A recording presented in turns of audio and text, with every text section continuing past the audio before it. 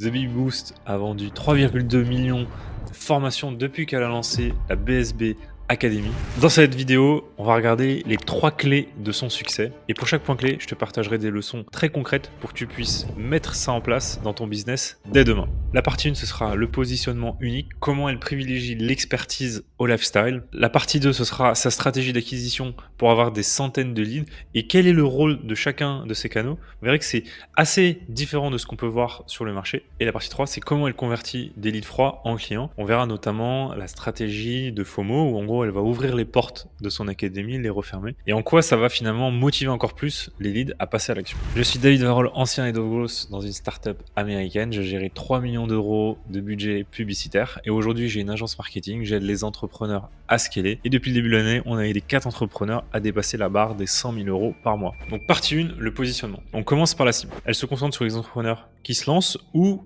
qui vont se lancer. Donc finalement, un peu tout le monde, mais plutôt une cible débutant. Elle a un positionnement autour des femmes. C'est pas clairement noté comme on peut le voir sur d'autres acteurs du marché. Mais pour moi, en termes de branding, c'est finalement assez clair que c'est plus orienté femmes. J'ai pas les stats, mais je serais curieux de voir quel est le pourcentage de femmes dans son académie. En termes de formation, elle a la gamme des 30 jours avec 2 objectifs différents. Organisation et productivité, c'est un programme à 149 euros. Une mission visibilité à 149 euros aussi. Là, c'est intéressant parce que moi, je connais bien ce marché et effectivement, c'est souvent les 2 problématiques clés. En gros, l'organisation et la productivité. Pour des nouveaux entrepreneurs, c'est des sujets qu'on se pose. Comment rester motivé, comment être le plus efficace, organisé, etc. Et la visibilité, sous-entendu, obtenir des clients. Donc, c'est vraiment les 2 thématiques clés. Donc, c'est vrai que c'est intéressant de voir ça. Après, les stratégies qu'elle appelle avancées. Donc, ce sont des workshops. Donc, ça, ce sont des vidéos, j'imagine qu'elle a tourné pour son académie. Elle s'en resserre en tant que produit. Donc, elle avait préparé son année 2024, débuté avec ChatGPT et dans les coulisses du lancement de la BSB. Et enfin, elle a donc du coup le programme majeur, la BSB Academy. Donc là, on voit qu'il y a une liste d'attente. Donc ça, c'est intéressant. On en reparlera par la suite. Donc au niveau des prix, elle a des petits produits qui vont permettre de rentrer dans l'univers et du coup d'avoir aussi une animation commerciale. Ça permet de temps en temps de mettre en avant d'autres produits, notamment quand les portes ouvertes de la BSB Academy sont fermées. Mais attention, je pense qu'il faut quand même rester focus, essayer de minimiser les produits. Là, je trouve qu'il y en a beaucoup. Après, une fois que c'est mis en place, peut-être qu'elle les touche plus, elle laisse ça sur le site. Donc dans son cas, elle, ça fonctionne d'avoir plusieurs produits. Après, c'est pas forcément quelque chose que je recommande. Moi, je suis plus pour des structures hyper minimalistes avec un produit et peut-être une déclinaison en fait pour avoir une variante en gros moins chère ou plus premium, moins premium, pour vraiment simplifier en fait tout l'écosystème et pas avoir beaucoup de gestion, de mise à jour des formations, d'animation commerciale trop complexe et vraiment de se concentrer sur un seul tunnel pour générer des ventes. Et pourquoi je recommande ça, c'est parce que c'est la seule manière, quand on a en tout cas au début des équipes limitées et un temps limité, de vraiment atteindre un niveau de perfection et donc du coup de pouvoir faire grossir son tunnel de vente. La particularité du positionnement, c'est que les conseils sont supérieurs au lifestyle et c'est quelque chose qui est très rare sur le marché de l'infopreneuriat. Et par exemple, si on prend 2 têtes d'affiche, si on regarde l'Instagram de Margot Cunigo ou l'Instagram de Joutoun, on voit que la majorité des contenus va les mettre en avant, ça va être du lifestyle, etc.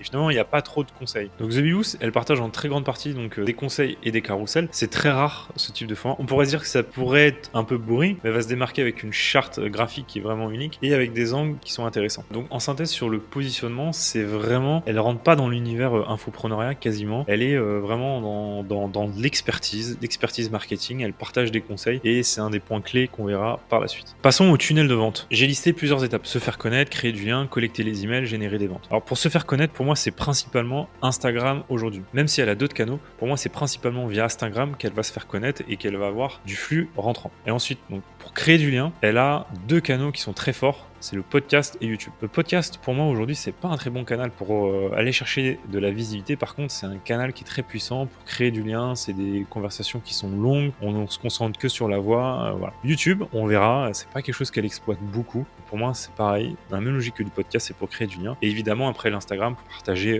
des éléments. Elle fait des lives, etc. Pour récupérer les emails, elle a 3 types de formats. Donc, c'est intéressant parce que ça permet de varier et d'être sûr de ratisser, on va dire, bien large. Elle a le quiz. Elle a un guide avec les 10 étapes en gros pour développer son business et un guide sur la productivité. Et ensuite, pour générer des ventes, elle va avoir des produits d'appel ou de downsell. Qu'est-ce que j'appelle downsell? C'est-à-dire que quand, par exemple, on fait venir un lead et qu'on veut vendre un produit à 3 000 € et qu'il refuse, on peut lui dire ok, Bah, je comprends que pour l'instant, c'est pas le bon moment, mais on a aussi un autre programme qui est différent, voilà, pour telle et telle raison, et qui est, je sais pas, à 500 €. Voilà. Si ça t'intéresse, je t'envoie le lien. En fait, ce qui est intéressant, c'est qu'on crée un ancrage haut, et du coup, la personne se dit, bah, ouais, c'est vrai que à 500 €, du coup, c'est, par exemple, c'est 6 fois moins cher. Bah, c'est intéressant que je le prenne. Et quel est l'intérêt d'avoir ce downsell? Bah, c'est qu'on va aller chercher des ventes qu'on n'aurait de toute façon pas eu. Et en vendant ce produit, on va garder du lien avec ce client. Et ensuite, on pourra avoir une stratégie d'upsell. Alors que si on lui vend rien du tout, bah, en fait, il est un peu perdu pour perdu. Ensuite, elle a du coup la BSB Academy qui est le cœur de ses ventes et un séminaire. Mon premier réflexe quand j'ai regardé la chaîne YouTube d'Aline, c'est que je me suis dit que c'était pas incroyable, pour être honnête. Je me suis demandé pourquoi elle faisait pas des podcasts vidéo. J'ai un ami qui a une agence de podcast et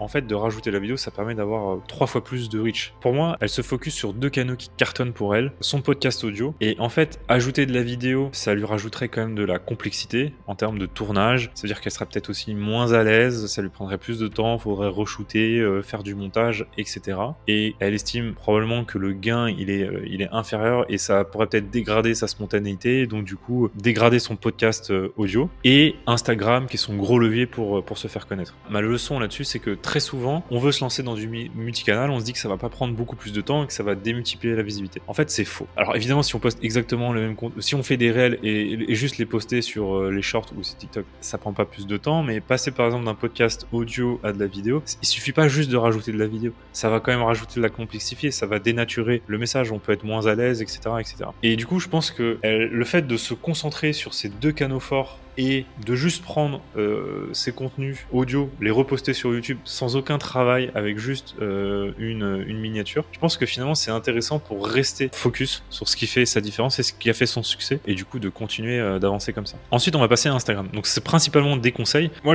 la question que je me pose, c'est est-ce que ça marche quand on a un Instagram avec moins d'audience? Je pense que le format carousel conseil, c'est pas un format de visibilité et d'acquisition d'audience, donc ça s'adapte pas à tout le monde, ces stratégies. Quand on commence à avoir du monde, par contre, je pense que c'est très efficace pour appuyer un petit peu plus son expertise. Et en plus, ça se fait tellement de moins en moins que finalement, ça peut aussi redevenir tendance et puis y avoir un petit peu plus d'attention pour ce genre de format. Ensuite, elle fait des lives tous les lundis où en gros, elle prend un café et elle va répondre aux questions. Je crois que c'est les lundis à 9h, mais je suis pas sûr. Ce qui est intéressant, c'est que c'est un horaire où il y a vraiment zéro concurrence, quoi. Et pour moi, le live comme ça, il est vraiment sous-coté parce que ce qui va être intéressant, c'est que ça va permettre de connecter avec l'audience. Ça permet de générer des ventes sans faire de la vente. Parce qu'en fait, là, elle va juste répondre aux questions, elle va montrer son expertise et automatiquement, il y a des gens qui vont s'inscrire, qui vont passer à l'action et en fait, elle va pouvoir déclencher des achats. Il y a même des gens qui posent des questions par rapport au programme et là, c'est l'occasion de remettre une couche sur le programme et que finalement, tout le monde en profite. Donc, c'est puissant. Après, la question, c'est est-ce que ça marche quand on a peu de followers? Pour moi, oui. En fait, il faut le voir comme un appel de vente. Quand on fait un appel de vente, on est avec une seule personne. Alors après, cette personne, elle vient pour un appel de vente, elle est concentrée et tout et tout. Mais en fait, si on fait un live et qu'on a ne serait-ce que 10 personnes, il faut essayer de le visualiser comme un appel de vente groupé où il y a une dizaine de personnes. Et du coup,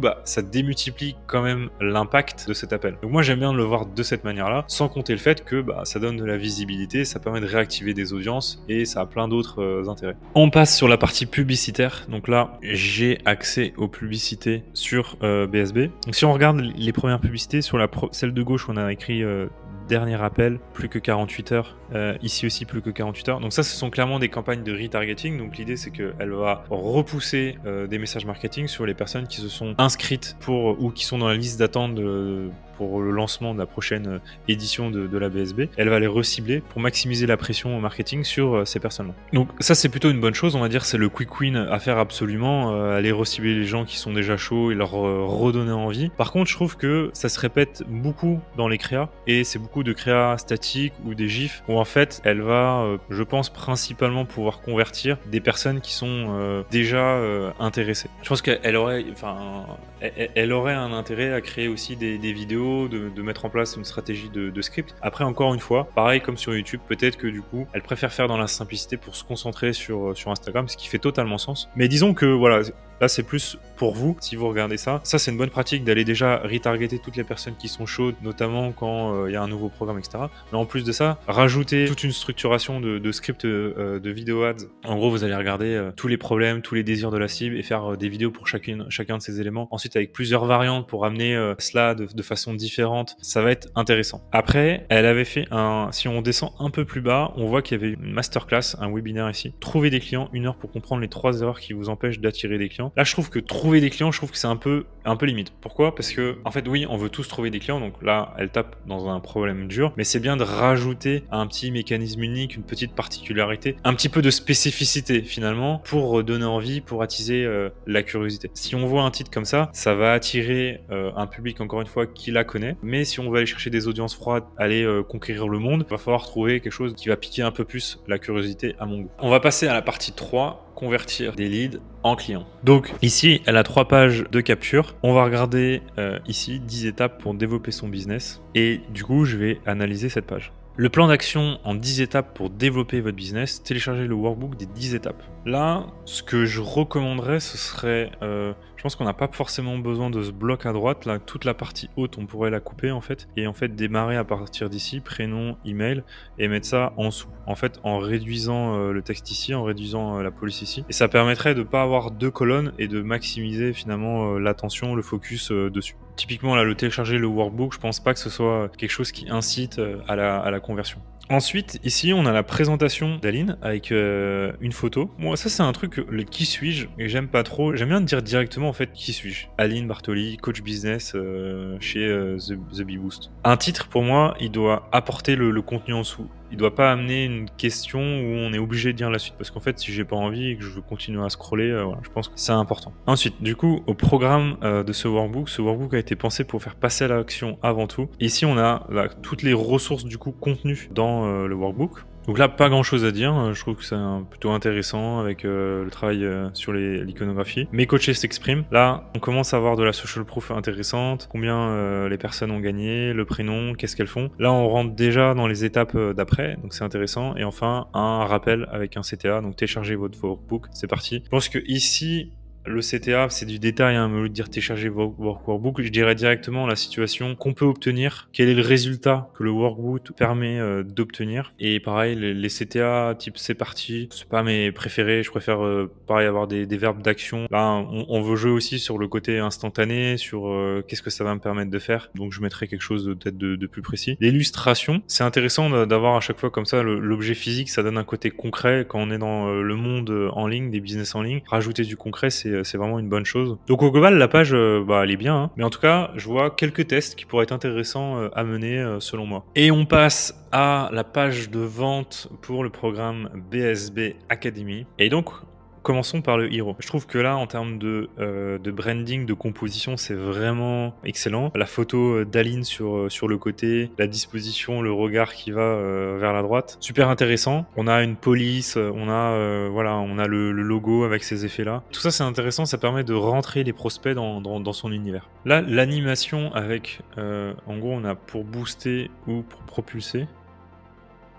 Je trouve pas ça nécessaire. Je sais pas si ça apporte vraiment quelque chose de boosté ou propulsé. Voilà, cette animation pour moi, elle complexifie un peu plus la lecture. Mais disons, voilà, le système complet pour propulser votre business et trouver plus de clients. Encore une fois, trouver plus de clients, là, je pense, on l'a compris, c'est le problème dur. La BSB revient bientôt. Rejoignez la liste d'attente pour être tenu au courant en avant-première. Ça, c'est un petit peu pour moi la masterclass de ce système-là. Rejoindre une liste d'attente, on renverse complètement le rapport de puissance. Ah, attends, mais je pensais que c'était à toi de me convaincre pour que je te rejoigne et que je te donne mon argent. Non, là, carrément, je dois rejoindre une liste d'attente, je dois attendre. Ça permet de mettre dans une position de rareté, etc. Donc, c'est super puissant. Quand on clique dessus, là, ce que j'aime bien, c'est le PS et notamment vous inscrire ne vous engage à rien, on n'est pas des sauvages. Autrement dit, si tu te mets sur la liste d'attente, je vais pas te rappeler tous les jours avec une équipe de commerciaux, donc c'est bien de remettre ça. Ensuite, du coup, le programme business créé pour, donc là, on rappelle les 3 personas, les entrepreneurs déjà lancés, celles qui se lancent, donc là, en gros, c'est un peu ce que je disais plus tôt. Finalement, c'est un peu tous les entrepreneurs. Et après, les types de métiers, parce qu'en fait, là, les 2 premiers bullet points, c'est un peu les tas d'avancement. Le 3e, c'est les types de métiers. Donc là, c'est assez classique. Prestataires de services, coach, freelance, indépendant, profession libérale, qui veulent faire décoller leur business et qui ont besoin du marketing digital. Pourquoi mettre un bloc comme ça aussi rapidement ?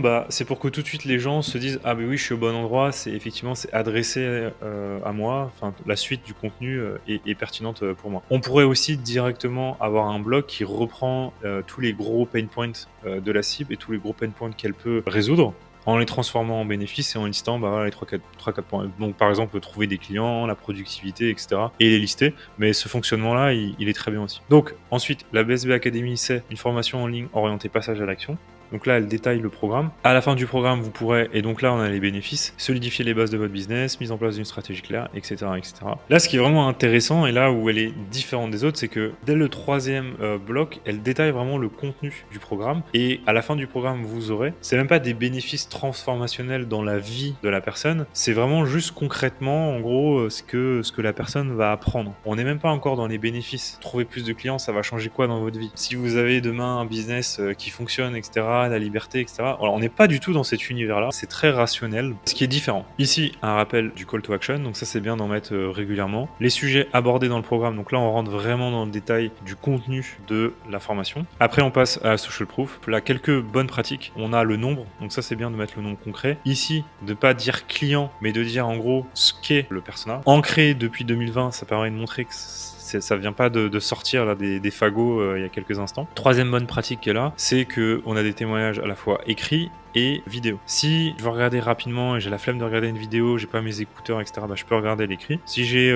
envie, je suis plutôt visuel, son, etc., bah, je peux regarder la vidéo. Et ensuite, on a la FAQ. Et il y a plusieurs points qui sont intéressants. Elle est très transparente, ce qui fait que du coup, bah, tous les rendez-vous ou toutes les personnes qui s'inscrivent finalement sont déjà très intéressées. Ça doit vachement limiter le travail commercial. Au niveau du tarif, donc elle dit clairement le tarif. Donc ça permet que les gens soient déjà au courant quand ils arrivent au rendez-vous. À quel niveau de business je dois être pour suivre la BSB Academy? Intéressant parce que souvent c'est une problématique qu'on peut avoir. C'est-à-dire que soit par exemple je suis pas assez avancé, je me dis que ça va être trop compliqué, soit je suis trop avancé, je me dis que ça va être trop basique. En gros là c'est une objection auquel elle répond. Pareil, j'ai mon idée de business mais je suis pas encore avancé. Ça c'est quand même une grosse majorité du marché. Tellement de gens qui ont des idées de business mais qui passent jamais à l'action. Et du coup d'avoir une question qui répond à ça c'est intéressant.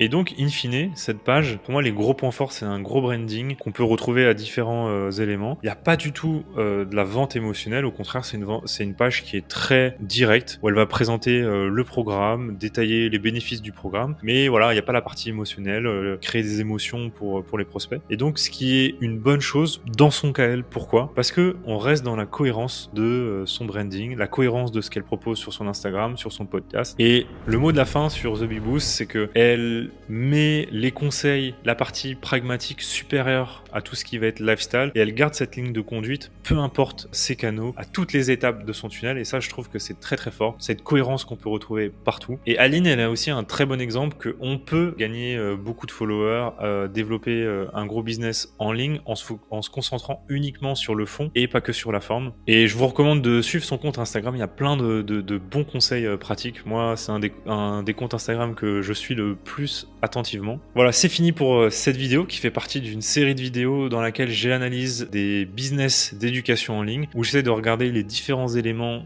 de leur stratégie marketing et d'en tirer des leçons pratiques pour que ça puisse être applicable. Donc si tu as envie de voir ces prochaines vidéos, tu peux t'abonner et tu recevras du coup les notifications, et tu peux aussi mettre un commentaire. Ciao!